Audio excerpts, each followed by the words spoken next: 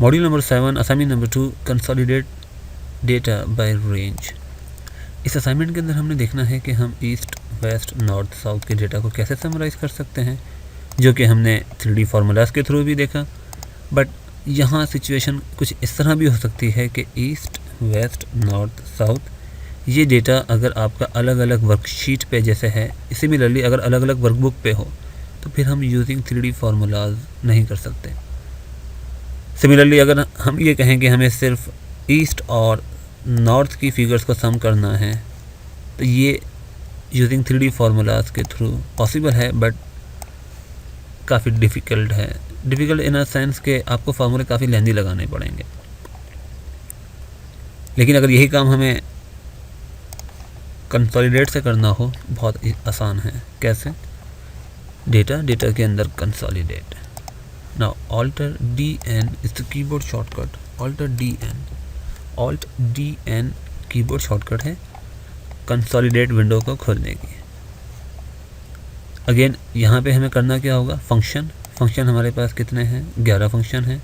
सम, count, average, max, minimum, product, count number, standard deviation, then variance.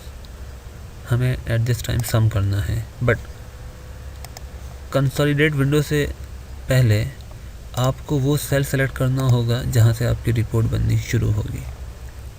Basically हमारी जो report बननी शुरू होगी वो सेल C6। मेक श्योर कि सेल C6 के एडजेसेंट कॉलम्स और उसके बिलो जितने भी सेल्स हैं वो सब ब्लैंक हों, अदरवाइज आपका डेटा ओवर रिटन हो जाएगा।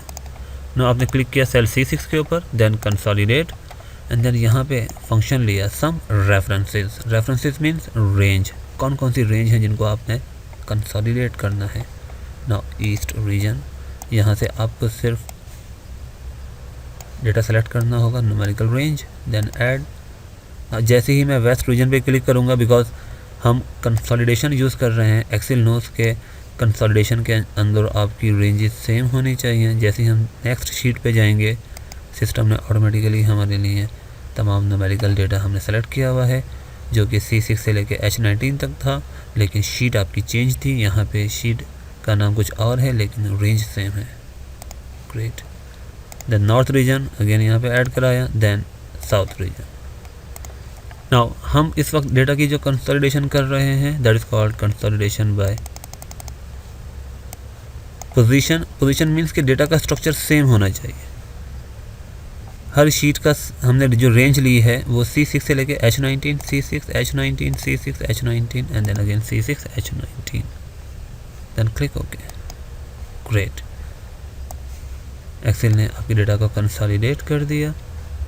अगेन इस तरह की कंसोलिडेशन में हमें फ़ायदा क्या है कि अब अगर हम चाहते हैं कि सिर्फ नॉर्थ का रीजन और वेस्ट का रीजन समराइज हो, नॉर्थ एंड देन वेस्ट, इसका मतलब हम ईस्ट और साउथ को डिलीट कर रहे हैं, east and then south. Now click okay.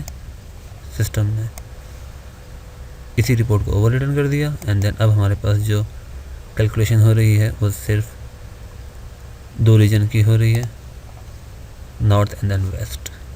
Great. Now again इस कंसोलिडेशन के अंदर भी हमारे पास यही प्रॉब्लम है कि अगर हमारे पास डेटा का स्ट्रक्चर चेंज हो तो हम कंसोलिडेट बाय पोजीशन यूज़ नहीं कर सकते, ना ही 3D फार्मूलाज यूज़ कर सकते हैं। आई होप कि ये असाइनमेंट आपके लिए इन्फॉर्मेटिव और फ्रूटफुल रहा होगा। सी इन द नेक्स्ट वीडियो।